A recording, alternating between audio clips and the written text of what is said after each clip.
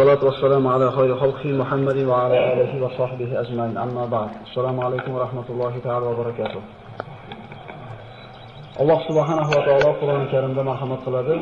أعوذ بالله نحن نقص عليك أحسن القصص بما أوحينا إليك هذا القرآن وإن كنت من قبله لمن الغافلين.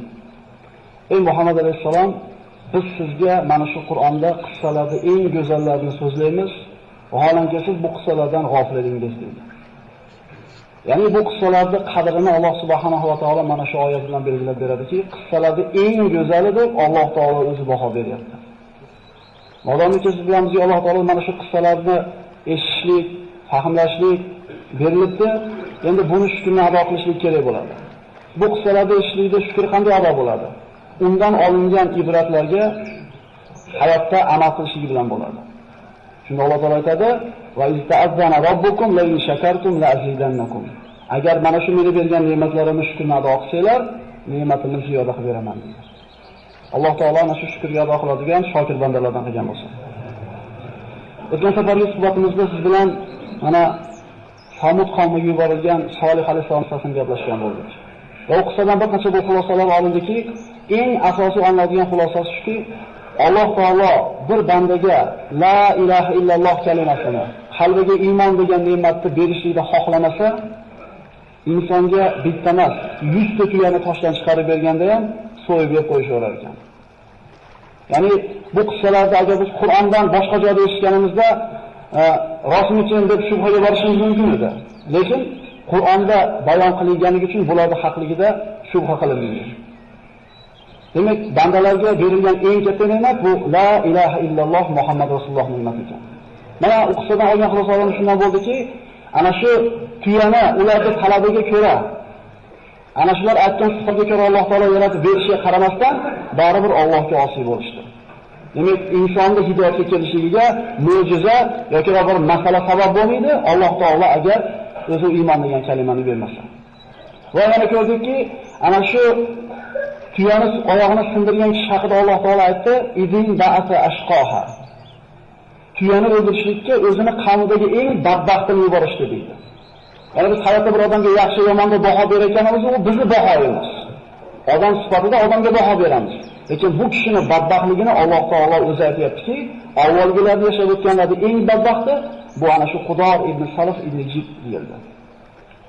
Ana shu tuyani oyog'ini kimdir sindirishlik kerak edi. Shu ishni kimdir qilish kerak edi. Allohga hamdlar aytaylik birodarlar.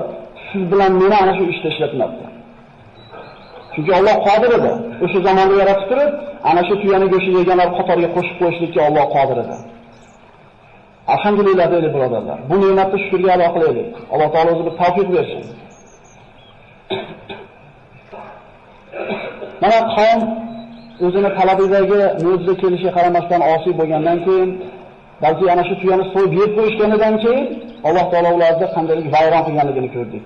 Va ularda hozirgi kunda maskanlari borligini o'tgan safargi suhbatimizda aytib o'tgan bo'ldik. Madinaning shimol-g'arbida, Madinadan taxminan 380 kilometr masofada ana shu Samud qavmining maskanlari mavjud. Alloh taolo aytadi: "Aql ishlatmaysizlarmi? Eslatma olmaysizlarmi?" Ular haqida agar Qur'on bizga so'zlamaganida, biz ular haqida eslamasdik ham, hech kim ularni bir nomini ham zikr qilmagan bo'lar edi.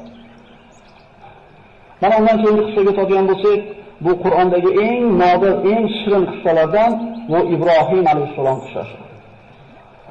Inshaalloh bu qissa bir necha suhbatimizni oladi va Qur'onda bu qissani qanchalik qadri balandligi mana 25 ta surada Ibrohim alayhissalom haqida so'zlanganligi o'zi bir hujjat bo'ladi.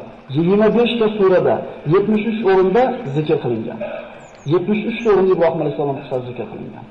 Bu suraning qadri qanchalik balandligiga bir ishora qiladi. Qur'ondagi eng katta qissa Musa alayhissalomning qissasi. Undan keyingi o'rinda Ibrohim alayhissalomning qissasi turadi. U kishi Пайгамбарларning otasi, ulul azm minar rusul bo'lgan ana shu payg'ambarlarning biri, Ibrohim Halilulloh. Qissani boshlar ekanmiz. Ibrohim alayhissalomning hayotidan eng katta oladigan xulosamiz u kishi Allohga tavakkul qilishlikda ustoz bo'lgan kishilar. Bugun ana shu Allohga qilgan tavakkulini agar vaqtimiz yetsa, bitta haqida ko'proq so'z yuritamiz. O'zi shu bittasi 3 soat vaqt olishi kerak. Lekin Biz basharmiz, toqatlarimiz cheklangan, ana shu uyqular kelib ketgunga qadar gapiriladi inshaalloh. Bugun o'z ozgina kech qolyapmiz. Bismillahirrohmanirrohim. Solihlarning qavmi halok bo'lgandan keyin insonlar yana bir muddat tavhidda turishdi. Vaqt o'tishi bilan yana ana shu avvalgilarda oqibatidan ibrat olishlik insonlarning hayoldan ko'tarildi, esdan chiqarishdi. Alloh taolo mana shaytonga qiyomatgacha yashashlikka izn bergan edi, vasvasa qildi, yana insonlar shirkka, kufrga qaytishdi. Falastin, Iroq, Misr hamma yerlarda insonlar yana kufrga qaytdilar. Bu safar Alloh taolo payg'ambarlarning eng ulug'laridan bu ulamolarning e'tirofiga ko'ra o'zi shunga hujjatlarimizga aniq Payg'ambar vasallamdan keyingi o'rinda turadigan payg'ambar bu Ibrohim A.s. hisoblanadi. Abul Anbiya, payg'ambarlarning otasi. U kishi haqida Alloh taolo astagfirullah va Ibrohim allazi vaffa dedi. U vafo qilgan Ibrohim dedi. Alloh taolo qanday buyruqni bajarmasin, u kishi vafo qildi buyrug'iga. Va Ibrohim allazi vaffa. Ibrohim ibn Tarix, shuningdek Azaram deb nomlanadi. Ozar. O'zi asli ismi Tarix bo'lgan, Ozar degan so'z ularning tilida ana shu davrda odamlarga yordam ko'p ketgan bo'lgani uchun yordamchi degan ma'noda bo'lgan ekan. O'zi asli ismi Tarix bo'lgan, lekin laqabi Ozar bo'lgani uchun Ibrohim ibn Ozar deyiladi, asli Ibrohim ibn Tarix. Ibrohim alayhisolamda zikri Qur'onda 25 ta surada 73 ta o'rinda zikr qilingan bo'ldi. Ibrohim alayhisalom Som ibn Nuh sulolasidan. Iroqda shimolida yashardi. Bobil degan shaharda. Bobil shahri nihoyatda bir katta shaharlardan bo'lgan. O'zini zamonasidagi eng birinchi shaharlardan bo'lgan. Va butlarga sig'inishlik mana shu davriga chiqqan bo'ladi. Astagfirullah va qala inna mattaqattum min dunillahi awsana mawaddata baynikum fil hayati dunya thumma yawmal qiyamati yakfuru ba'dukum bi ba'd va yal'anu ba'dukum ba'da va ma'wakum an-nar va ma lakum min nasirin. Ibrohim alayhisalom qavmiga aytadiki, albatta sizlar Allohni qo'yib butlarga ibodat qilishingni o'qidinglar. Qiyomat kunida biringlar ikkinchilarga kofir bo'lasizlar va biringlar ikkinchilarga la'nat o'qiysizlar. Qiyomat kunida hech kimni tanimaydi. Bu hammamizga aniq bo'lgan narsa. Yawma yafirrul mar'u min akhihi deydi Alloh Qur'onda. Kishi o'zini akasidan tonadigan. Otasidan, onasidan, bola chaqasidan tonadigan kun. إذ قال لأبيه وقومه ما هذه التماثيل التي أنتم لها عاكفون قالوا وجدنا آباءنا لها عابدين. İbrahim otasiga va qavmiga qarab aytdiki, bu sizlar sig'inayotgan timsollar, butlar nima? Sizlar e'tikof qilasizlar bularga. Ular aytdilar, otalarimizni mana shu butlarga ibodat qilayotganligini topganmiz va shu narsada davom etib ketyapmiz. Boshqa oyatda Alloh marhamat qiladi, إذ قال لأبيه وقومه ما تعبدون قالوا نعبد أصناما فنظل لها عاكفين قال هل يسمعونكم إذ تدعون أو ينفعونكم أو يضرون قالوا بل وجدنا آباءنا كذلك يفعلون. İbrahim otasi va qavmiga nimalarga ibodat qilyapsizlar deb so'radi. Ular aytdilar, butlarga, ularga ibodat qilishga davom etamiz. Ibrohim alayhisalom so'radi, sizlar duo qilsalar ular eshitadimi? Yoki sizlarga bir foyda yoki ziyon keltiradimi? Qavm javob berdi, otalarimiz shunday qilayotgan edi, biz ham otalarimiz shuni ota-bobamiz qilib kelayotgan ish qilyapti-da, endi biz o'zimizni tilga o'giradigan bo'lsak, demak, bu shirk otalardan meros qolgan. Ibrohim alayhisalom ularni ogohlantirdi. Inson ilohga nima uchun sig'inadi aslida?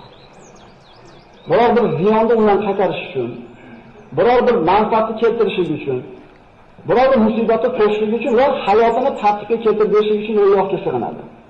Lekin bu butlar bularni birortasini qilishlikdan ojiz edi. Bu aloqalar na foyda keltira oladi, na ziyon keltira oladi. Ya'ni ba'zilarimiz hayotimizda shu o'rnashib qo'ygan bir shirkka o'xshagan bir narsalar bor.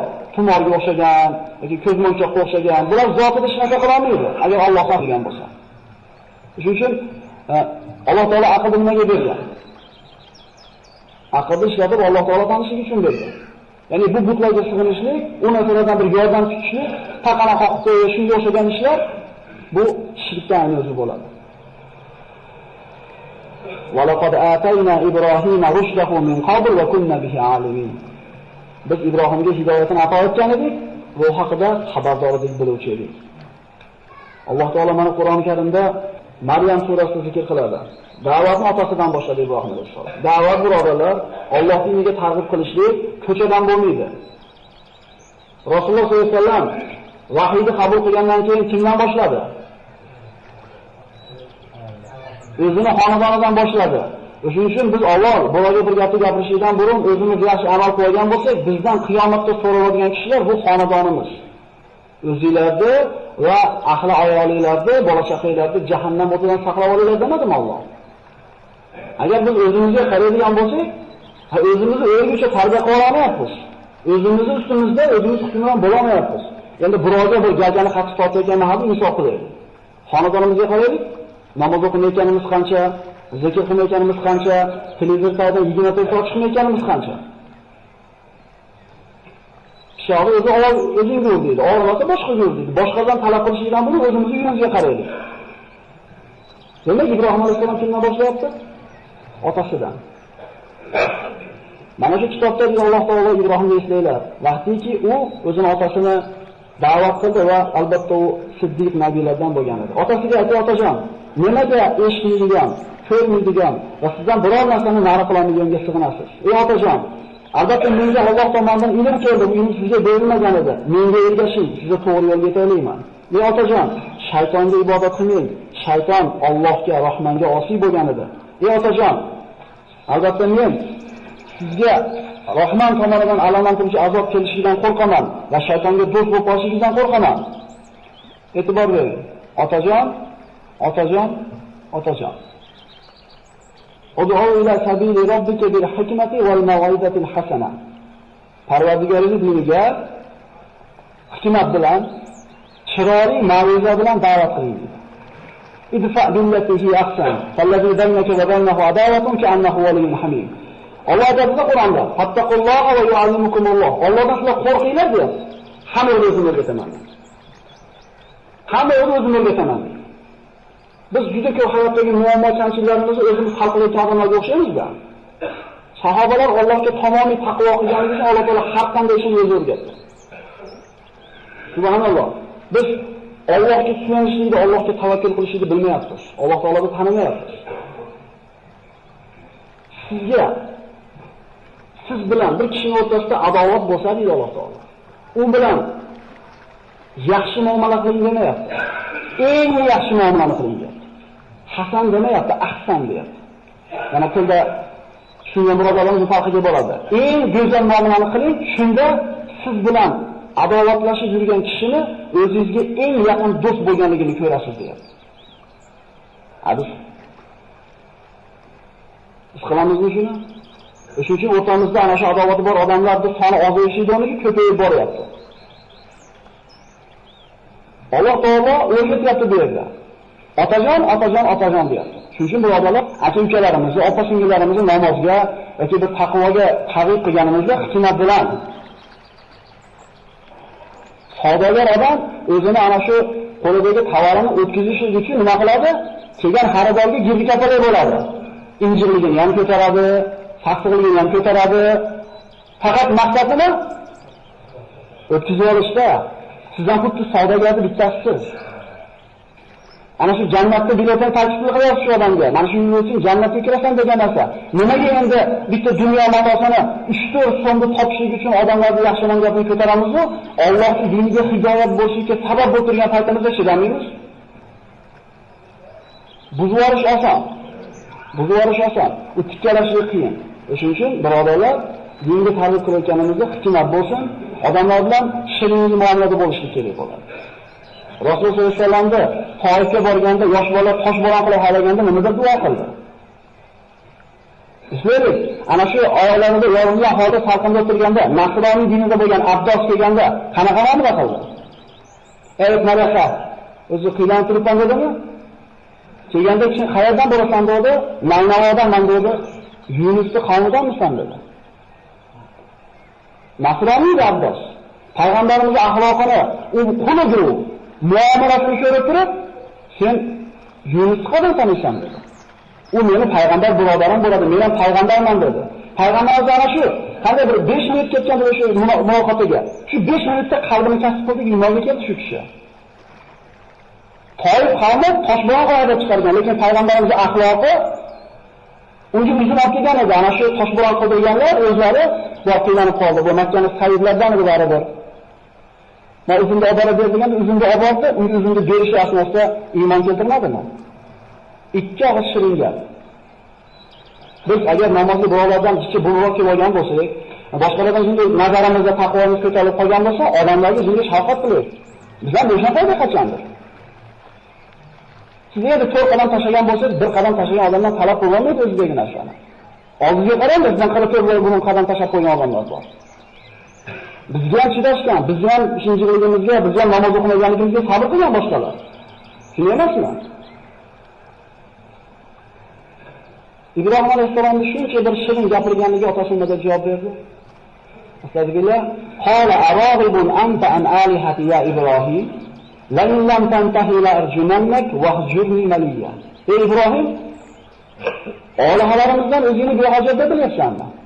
Ya'ni kerak emas deb olyapsanmi? Meni tinch qo'y. Maliya degan umuman tinch qo'y degan ma'nosida berdi. Qala salamun alayk. Astaghfiru laka robbi innahu kana bi khafiya. Senga salom bo'lsin deb otasi. Sizga salom bo'lsin.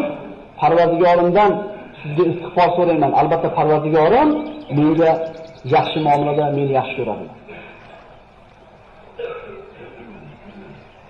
Ibrohim alayhissalomni qattiq suratda rad qilgandagi Ibrohim alayhissalomning javobini qarang. Allohdan kechirishini so'rayman sizga deyapti. O'lib ketmaysanmi demayapti bizga o'xshab. O'lib ketmaysan, menga nima? Menga nima akalar? Biz da'vatni o'zimiz uchun qilyapmiz.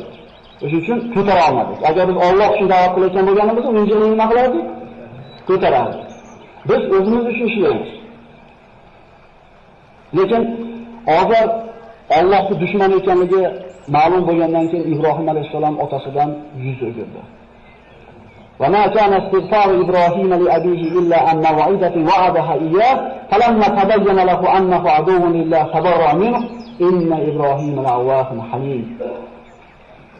İbrahim'de Parvardigoridan otasini kechirishligini so'rashligi va'da qilib qo'yganligi uchun bo'ldi. Endi qachonki u otasi Allohga dushman ekanligi aniq bo'lganda otasidan poklanadi deydi. Albatta Ibrohim Allohni halim. Bundan shunga xulosalanadiki, mo'min odam kofirga Alloh gunohini kechirsin deb duo qilishligi shar'an harom hisoblanadi. Shuni hujjat olamiz bu yerda. Bir boshqa dindagi mushrik bo'lgan, kofir bo'lgan kishiga Alloh rahmat qilsin deyishi mumkin emas musulmon kishiga. Hatto Rasululloh sollallohu alayhi vasallam ana shu g'azabotligiga chiqib ketayotganda bir joyga borib turib, bir qabr bir joyga borib ro'za qattiq yig'laydi. Agar o'qigan bo'lsa shu yerlarni. Hamma hayron bo'lganda mana shu joyda meni olam ko'milgan deydi. Allohdan istiqbolatib gunohni kechirishni so'raganimda Alloh rad qildi deydi. Shunga yig'ladim deydi. Muhammad alayhisolamning onasiga gunohni so'rab Allohdan duo qilganda Alloh taolo qaytargan bu narsani. Agar mumkin bo'lganda Muhammad alayhisolamga mumkin edi, mumkin bo'lganda Ibrohim Halilullohga mumkin edi. Musulmon faqat musulmonga Alloh rahmat qilsin deyishlikka haqqi bor. Mana shu oyatga asosan innahu kana bi khafiya. Xafola bu qalbni muhabbat bilan to'lib toshishi. Alloh taolo Ibrohim alayhisolamni mana shuni yaxshi ko'rgan edi. Shuning uchun Halilur Rahman Allohning do'sti deb zikr qilinadi. Al-Hayla qalbni muhabbat bilan to'lishligi. Va atazilukum wa ma tad'una min dunillahi wad'u robbi asa an la akuna bi du'ai robbi shaqiyya. Ibrohim alayhisolam qavmidan yuz o'girdi. Shu vaqtda yoshi 16 da bo'ladi asr muoriflar. Nabiy bo'lgan ekan 16 yoshda. Bu Alloh taolo o'zini mulki ekan xohlagan bandasiga beradi. Payg'ambarlik faqat 40 yoshda turib cheklab olmaydi. Chunki Iso alayhisalom 33 ga kirgan paytda Alloh taolo yuqori ko'tarib chiqib ketgan. Payg'ambar bo'lgan 33 yoshda, payg'ambar bo'lgan. Demak 40 yoshda cheklab qo'yishimiz bu bizning ilmimizdagi ozgina noqisligi belgisi ekan. Ibrohim alayhisalom da'vat qilayotganda qavmini yoshi 16 da bo'lyapti birodarlar. Biz 16 ga kirgan bolalarimiz da kallasida nima gap, nima so'z. Biz nima bilan to'g'izgan bo'lsak, ularning kallasini shu 16 yoshgacha shunaqa bilan to'lgan. 3 litrli bankaga nimani solsangiz shu bilan to'ladi. Agar siz to'g'izmasangiz, to'g'izib ketasiz ko'chadan. Hech kim uyida so'kinmaydi akalar. Qayerdan o'rgandik so'kinishni? Ko'chadanmi? Ana shu bankasiga, ana shu kallasiga biz kerak bo'lgan so'zlarni yo'lda o'sha papkalarni to'ldirib qo'ymasak, ko'chadan to'ldirib olyapmiz. Biz bolalarimizni jismini, kiyimini, qonini to'g'rishligi bilan boshidagi toni bilan ovora bo'lyapmiz-ku, ana shu qalbi bilan ovora bo'lmayapmiz. Иброхим А.с. nima qilishni o'ylay boshladi. Astagfirullah va tallahi la'akidanna asnamakum ba'da an tuwallu mudbirin. Ana shu shirkda asli manbai bo'lgan butlarni yo'q qilishni qasd qildi. Mana nozik bitta joyi shu bo'ladi, xulosa qilamiz. Ya'ni shu butlarni sindirib olsa, odamlar butga sig'inmay orada yashaydi, birodarlar. E'tiboryapti? Qasam Allohga dedi, sizlar bo'sh qo'yib qo'yganinglarda butlaringlarni parchalab tashlayman dedi. Buni yashirib o'tirmadi, oshkora aytdi. Ba'zi mufassirlar maxfiy qilgan deylar, yo'q, Alloh taolo mana shu oyatga qaraydigan bo'lsak, oshkora aytganligi ma'lum bo'lyapti. Allohga qasam, sizlar butlaringlarni xoli qo'yganinglarda men sindirib tashlayman dedi. O'zi odatda ularda butlar xonasida hech qachon butlar yolg'iz qolmasdi. Subhanalloh, insonlar aqli bir zoya bo'lsa shunday bo'lar ekanda. Butlarini oldiga ovqatlar daftarga qo'yishar. Ertalab qo'yib, kech payt barakatli qilib berishdi butlarimizni ko'tarib ketishar. Alloh taolaga agar o'sha davrda yashaganimizda biz ham shuni to'g'ri o'rgashib ketsak kerak edi. O'shunga ham sanoatlimizmi Alloh? Qavm mana butda oldiga hech kim bo'sh qoladigan holati yo'q deb aytdik. Qavmga bayrami bo'ladi. Ana shu bayramda ular butlarni tashlab shaharning tashqarisiga sayl qilib chiqib ketishardi. Va ovqatlarni qo'yishdi, sayl bo'lgan kun tashlab chiqib ketishdi. Ertaga hayit degan kuni qavm kechqurun tayyorgarlik ko'rish boshlab chiqib ketishdi. Иброхим A.s. qarashuvda tayyorgarlik ko'rmadi. Иброхим nimaga sen tayyorgarlik ko'rmayapsan deganda hayotidagi birinchi yolg'onni gapirgan. Bu ham Allohning ikkinchi to'shganimiz. Yozib qo'yasizlar. Men dedi osmonlarga qarab dedi, ertaga kasal bo'lib qolishini bildim. Men sizlar bilan chiqa olmayman dedi. Va laqad atayna Ibrohima rushdahu min qabl va kunna bihi alimin. Iz qala li abihi va qawmihi ma hadhihi tamathil allati antum hakifun qalu wajadna abana laha abidin. Yuqorida aytilgan mana oyat. Safat surasida Alloh marhamat qiladi. فنظر نظرة في النجوم فقال إني سقيم فتولوا عنه مدبرين. Yulduzlarga qaradi Alloh taolo, men kasalman dedi. Qavm uni xoli qo'yib chiqib ketdi. Qavm Ibrohim alayhisolamni tashlab chiqib ketgan paytda Ibrohim alayhisolam butlarning oldiga qo'lida ana shu boltani yoki biror bir asbobini olib bordi. Butxonada hech kim yo'q. Faragha ila alihatihim faqala ala ta'kulun ma lakum la tantiqun. Faragha alayhim darban bil yamin. Butlarga qaytadiki, yolg'iz qolgan butlarga yemisizlar dedi. Hech kim javob qaytarmadi. Nimaga gapirmayapsizlar? Va ana shu qo'lidagi narsa bilan ularni urib, parcha-parcha qildi. Alloh taolo mana boshqa oyatda marhamat qiladi. Faja'alahum juzadan illa kabiran lakum la'allahum ilayhi yarji'un. Ularni parcha-parcha qilib tashladi, faqat kattasini qoldirdi. Undan kelib so'rashliklari uchun. Ana shu katta butni bo'yniga qo'lidagi boltasini yoki ana shu asbobini yurib qo'ydi. Qavm qaytib kelib ko'rishdi. Faqbalu ilayhi yazifun. Qalu man fa'ala hada bi alihatina innahu la min az-zalimin. Ular uchun eng bir musibatli ish bo'ldi. Ular necha yuz yillardan beri iltimos qilib kelayotgan butlari parchalanib ketgan va butlari o'zini himoya qilishga qodir bo'lmadi.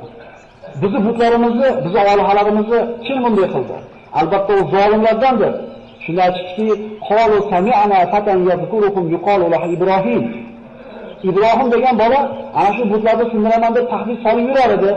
Ibrohim qilgan bo'lsa kerak deydi. Demak, oshkora aytganligi mana shu oyatdan aniq bo'ladi. Bekitmaganligi. Fa'tu bihi ala ayunin nas la'allahum yashhadun. Okelinglar, odamlar ko'rsin, muhokama qilaylik. Bobur ahlini hammasi Ibrohim alayhisalomni muhokama qilishlikka jamlanishdi. Ibrohim alayhisalomga shu kerak. Da'vatni yopiqga tuzmoqchi bo'ldi.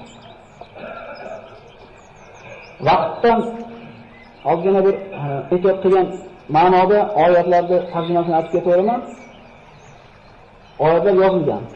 Agar hujjat kerak bo'ladigan bo'lsa, kelib ko'rsatib qo'yamiz inshaalloh. Shu vaqtda tejashlik niyatida o'zbekchasini aytib ketaveray. Ular aytishdi, "Ey Ibrohim, bularni sen tashaladingmi?" Ibrohim alayhisalom aytdi, "Yo'q" dedi. Mana bu kattasi qildi dedi. Nima bo'lyapti? Ikkinchi marta yolg'on gapiryapti. Birinchi yolg'on ham Alloh uchun bo'lyapti. Ikkinchi yolg'on ham Alloh uchun bo'lyapti. Uchinchi yolg'on ham Alloh uchun bo'lgan, lekin qo'rqar ekan qiyomat kunida. 3 marta yolg'on gapirgan aniq, 3 marta soni ham aniq.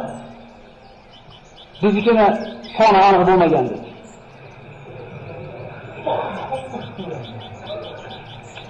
Agar gapirsa, so'raydi ulardan dedi. Shunda hammasi shu o'ziga qaytdi, o'ziga kelishdi. Aytdiki, "Innakum antumuz zolimun." Bu o'zingizlar zolim bo'ldinglar endi. Ya'ni gapirolmaydigan bu kesin bilaman. Demak, sizlar o'zingizlarga zulm qilgan bo'ldinglar. So'ngra boshlari yerga ostida deydi. Ya'ni aqllari pastga oldi. Aql ishlatishlikka qodir bo'lmay qolishdi. Shunda Ibrohim alayhisalom ularga gap aytdiki, "Allohdan boshqalarni sizlarga foyda ham ziyon ham keltira olmaydigan butlarga sig'inasizlarmi? Uflaysizlarga" dedi. Va sizlar ibodat qiladigan narsalarga ham uf dedi. Shu deganimizni so'z aytdilar. Aqlingizni ishlarmi dedi. O'zingizlar yasab olgan butlarga sig'inasizlarmi? Alloh sizlarni yaratgandi-yu, sizlar nimalar qilib yuribsizlar? Bizga bu savol. Vallohu xalaqakum va ma ta'malun. Alloh sizlarni yaratdimi? Yaratdi bizni. Qul sizlar dedimi? Dedi. Va ma xalaqtul jinna val insa dedimi? Dedi. Sen qulsan banda, ibodat qil, rizqi meni zimmamga dedimi? Biz nima qilib yuribmiz? Ulamolar aytadi, bandani shajorlanadi deydi. Alloh o'zini kafilligiga olgan narsani inson o'ziga yetkazib oladi-da, rizqini. O'zining yerga tashlab qo'ygan ibodatda Allohga xatar qo'yadi. Menga bo'lganida buni aytib qo'yishyapti. Rizqi mana bo'lgan, sen ibodat qilsa yo'q deyapti. Men rizqini topmayman, ibodat qilmaganimga kechirasan deyapti. Alloh sizlarni yaratganda nima qilyapsizlar deyapti Alloh. Shuncha hujjat, shuncha dalil, shuncha ochiq narsani ko'rib qavm o'zgarlik qildi. Ularni ana shu olihalarning sinib ketishligi o'zi eng katta ish, lekin shuncha narsadan keyin ham ular iymonga kelishga xohlashmadi. Qalibun alahu bunyanan falquhu fil jahim. Ibrohim alayhisalom bilan tortishlikka majol topsholmay qolgandan keyin, hujjat dalil bilan yeng olmagandan keyin kuch ishlatishdi. Kuch ishlatishlik botil taraf tomonidan bo'ladi. Mutahammi qilasiz-ku, yengilib qolayotganingizni aniq bo'lganda. Mushtishga tushirasiz. Ya'ni bular ham mana shu hujjat dalil keltirishdan ojiz bo'lgandan keyin aytishdiki, unga bir bunyon qilinglar-da, uni o'tkir bitinglar dedi. Ibrohim alayhisolamni himoya qiladigan birorta odam yo'q edi. Mana bahsimizning eng bir manzur joyi ekan. Yuyildi. Butun Bobil ahli, katta, kichik, erkak, ayol, yosh, qarisi o'tin jamlashdi. Birorta odam yo'q Ibrohim alayhisolamni qo'ylar endi, yosh ekan deb qo'yadigan. Lekin Ibrohim alayhisolam xotirjam. Ana shu toshlarni yig'ishi bir hovuz qilishdi. O'tinni to'plashdi. Butun bir shahar ahli to'plab, atlagan o'tin qancha bo'ladi? Juda katta bir binochalik o'tin bo'ldi. Tandirga o'zib-qo'ygan paytida cho'tni ko'proq tashlab olsangiz, dala yonsa 1-2 metr berib turishga to'g'ri keladi. Bu yerda hamma o'zib-qo'yayotgan, vallohu alam. Endi butun vodi tashlab olsangiz qana bo'lardi. Endi mana shu binochalik o't yongan paytda uni oldiga qancha darajada yaqin kelish mumkin? Yaqin kelamaganligidan, o't kattaligidan manjani hisob kelishdi. Ya'ni ana shu qadim zamonlarda qasrlarga toshib o'tiradigan asvotda arab tilida manjani deydi. Ibrohim alayhisolamni oyoq qo'lini bog'lab, ana shu manjanikni kapkiliga o'tkazishdi. Birorta odam yo'q, qo'yinglar deydigan. Ibrohim alayhisolam xotirjam. Shunda Rasululloh sollallohu alayhi vasallam mana Imom Buxoriy rivoyat qilgan hadisda aytadi, Ibrohimni ana shu Allohga uloqtirishayotgan paytda o'qigan duosi: Hasbunalloh va ni'mal vakil. Allohning o'zi bizga kifoya.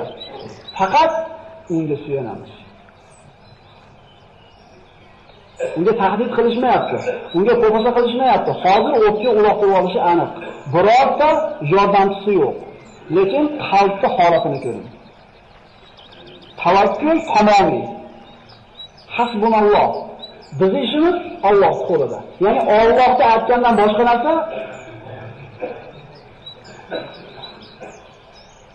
Ibrohim alayhisalomni otidan borishdi. Mana ba'zi rivoyatlarda zaif deyilgan ekan, lekin ibrat uchun keltiraveramiz. Ibrohim alayhisalom uloqtirib havoda uchib ketayotganda o'tga Jabr alayhisalom keldi. Alaka haja ya Ibrohim. Ey Ibrohim, bizga hojatingiz yo'qmi deb keldi. Allohga tavakkul qilgan bandasini xizmatiga kimlar o'zini taklif qilyapti?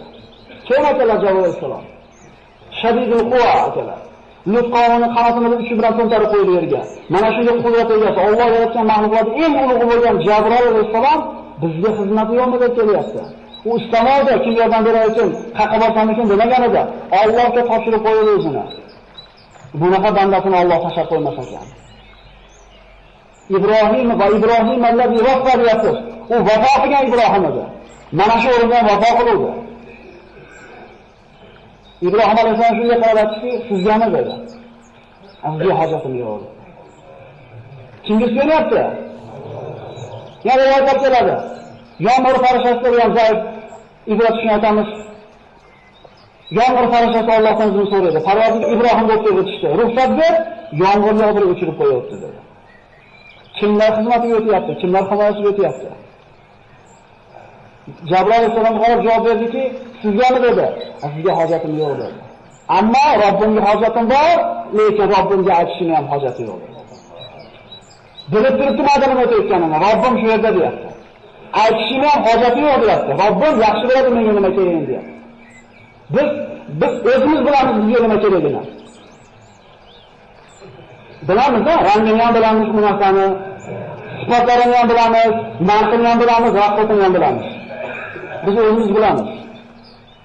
Ibrohim alayhisalom o'ziga nima kerakligini ham aytmagan ekan. Chunki Robbisi bandasini nimaga bir muhtojligini yaxshi bilishiga iymon keltirgan ekan. Bu tavakkulchilarning cho'qqisi akalar. Innalloha yuhibbul mutawakkilin. Alloh tavakkul qiluvchilarni yaxshi ko'radi. Bizda shunaqa tavakkul bormi? Shuni suyanadimizmi Allohga? Tavakkul nima? Qo'lingizdan kelgan rizq sababini qilib qo'yasiz, endi kelishingizga Allohga tashlab qo'yasiz. Alloh aytgani bo'ladi. Iloji bor yolg'on gapirishingizga harakat qilasiz deganingizda, olay ketgandan keyin Allohga tashlab qo'yasiz. Demak, bu onasi ekan. Yolg'on gapirib oldini yig'laysiz. Chunki demak rost gapirsam ham Alloh ekan degan. Natija nima qoladi? Biz yolg'on gapirganimiz uchun bo'lib, rost gapirganimiz uchun kamolib qolmaymiz. Bu rizq masalasi bu.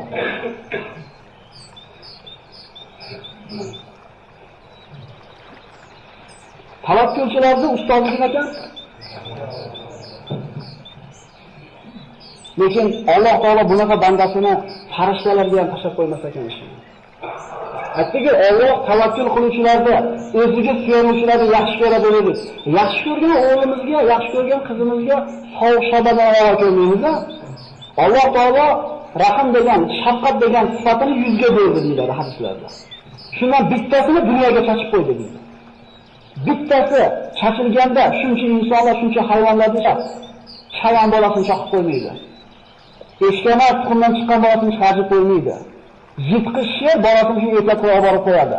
Hattoki hammadan g'ofil ota emizli bolasini orqasiga tushib qo'ysa nima olmaydi?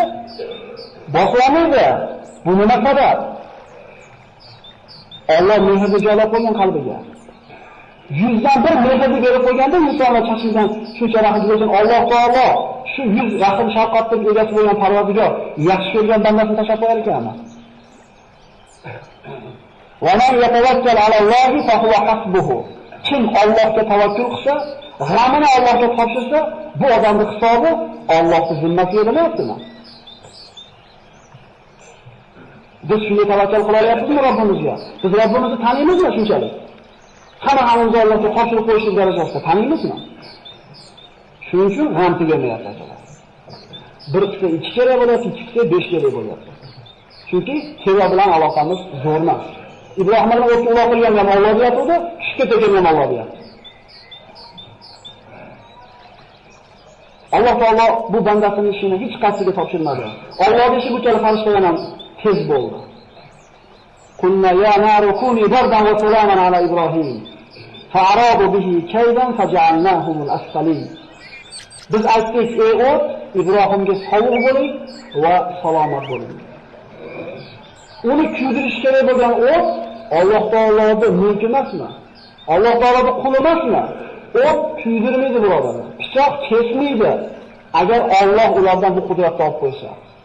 Demak, zotida bu narsa qila olmaydi. Shunday emasmi?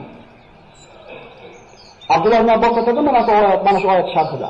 Agar Alloh taolo o'tga sovuq bo'ling deb turib, salomat bo'ling demaganida, o'tni sovug'ini ziyon qilib qoladi Ibrohim dedi. Ko'rasiz, Alloh taolo qanday bu bandasini mushkulini oson qilyapti. Chunki topshirganda g'amini, natijani o'ylamayapti. Nima qilgan demayapti, Allohga tavakkul qilyapti. Ibrohimga makr qilishdi. Ibrohimga hiyla qilishdi. Bas o'zlari ular xor bo'ldi, past bo'ldi. Ular ko'rib turishdi o'tga tushganini. Ibrohim alayhisolamning oyoq qo'liga bog'langan iplardan boshqa hech narsa kelgani yo'q. Subhanalloh azza va jalla. O't o'chdi. Ibrohim alayhisolam chiqib keldi. Ularga ko'z oldida buyuk mo'jiza yuz ko'rsatdi. Iymon keltirdimi? Yana qaytayotamiz, bu darslarimizda bitta xulosasi bor. Bizga Alloh iymon degan ne'matni bergan, qadriga yetishimiz kerak. Chunki ko'zingiz oldida bir odam o'tdan tutun chiqib kelsa, bu hech qanday sehr emas edi bu. O'tni o'zlari yoqqan edi, oyoqlarni o'zlari borib, o'zlari otgan edi.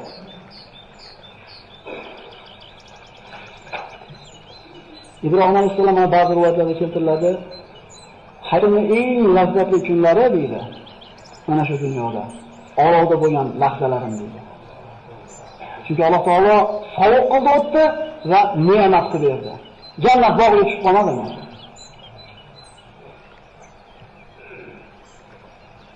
Qavm shundan keyin kofirlikka qolaverdi.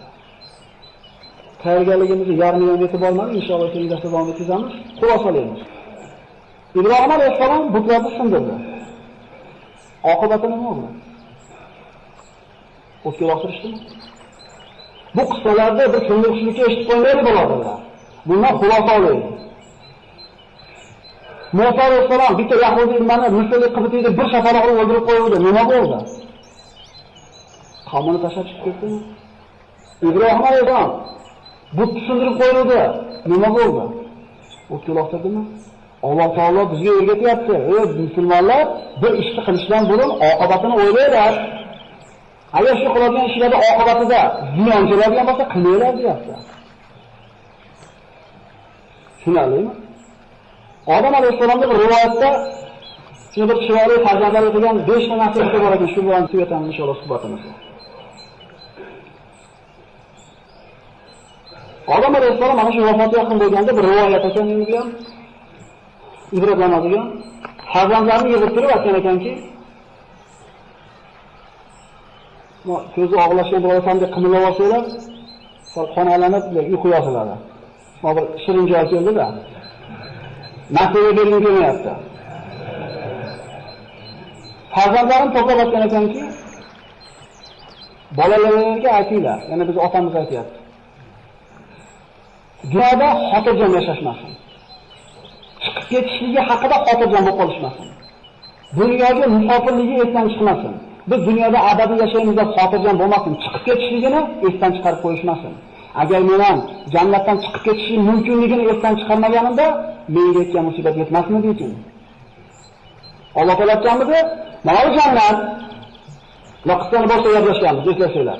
Sen yaram qolmaysan, chanqamaysan, kelamaysan deganmidi? Yana mumkin emas daraxt dedi. Mana u dushmaning dedi. Oddiy edi. Mana dushman mana daraxt bo'ldi. Lekin esdan chiqarib qo'ydiki, jannatdan chiqib ketish mumkinligini. Shayton nima deb o'yladi? Sizlarga abadiy mulkni, bitmas hayotni beradigan daraxt ko'rsataymi dedi. Jannatda nima kerak bo'ldi birodarlar bu narsani? Sizlarga Robbinglar farishta bo'lib qolishingizni xohlamadi, shuning uchun mana daraxtdan yemanglar dedi. Farishta bo'lishinglar kerak bo'ladi. Unda jannatda nima qilib qoladi? Erkak ayolli bo'lmasa, ovqating ishlamasa farishtalarda. U jannatda nima qilib qoladi? Kerak emas narsalardan qo'ymadimi? Dunyodan chiqib ketishini farzandlaringiz esdan chiqarmasin. Chunki men esdan chiqarib qo'ydim, musibat yetdi menga. Ikkinchi nasihati. Bir ishni qiladigan bo'lsanglar dedi.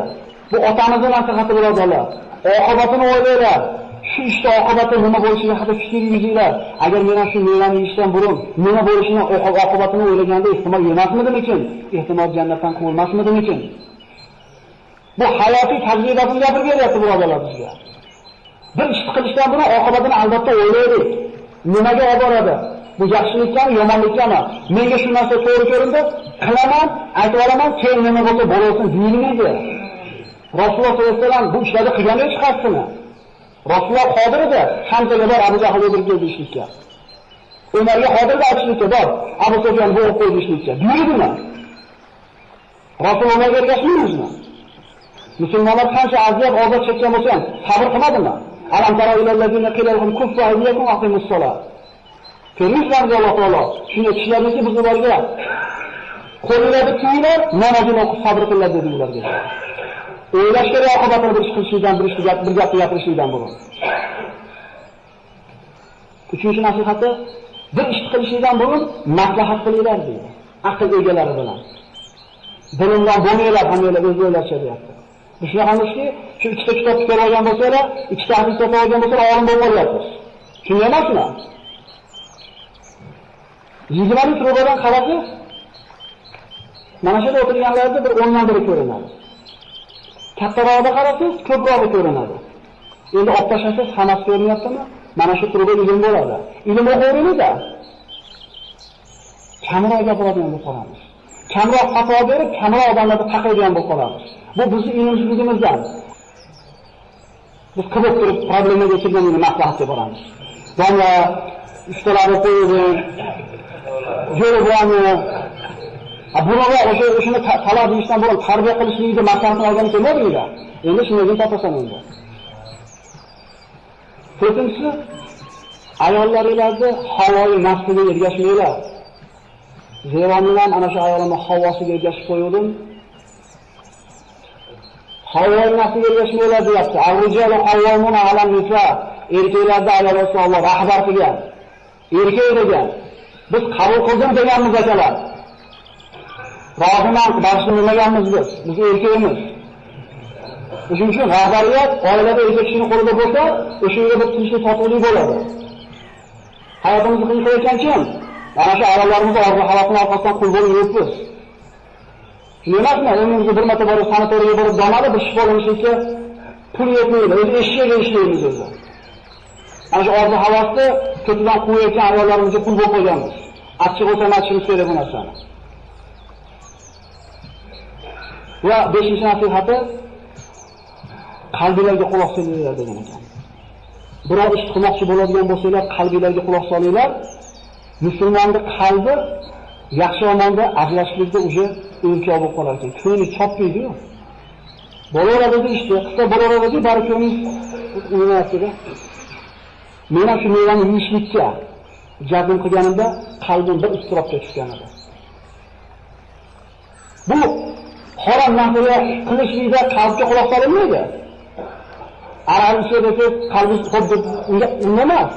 Mumkin bo'lgan ishlarni qilishlikda qalbga quloq solinadi. Tushunarlimi? Demak 5-nasihat. Bir ish dunyodan chiqib ketishdan chiqarmaylar. Ikkinchisi, bir ish qilishdan burun oqibatini o'ylaylar. Uchinchisi, maslahat qilinglar. Havoyi nafsiga ergashinglar ayollaringizga va qalbingizga quloq solinglar. Demak, dunyoga ajratilgan vaqtimiz nihoyasiga yetib qoldi. Inshaalloh keyingi suhbatda qissani qolganini davom ettirgan bo'lamiz inshaalloh. Assalomu alaykum va rahmatullohi va barakatuh.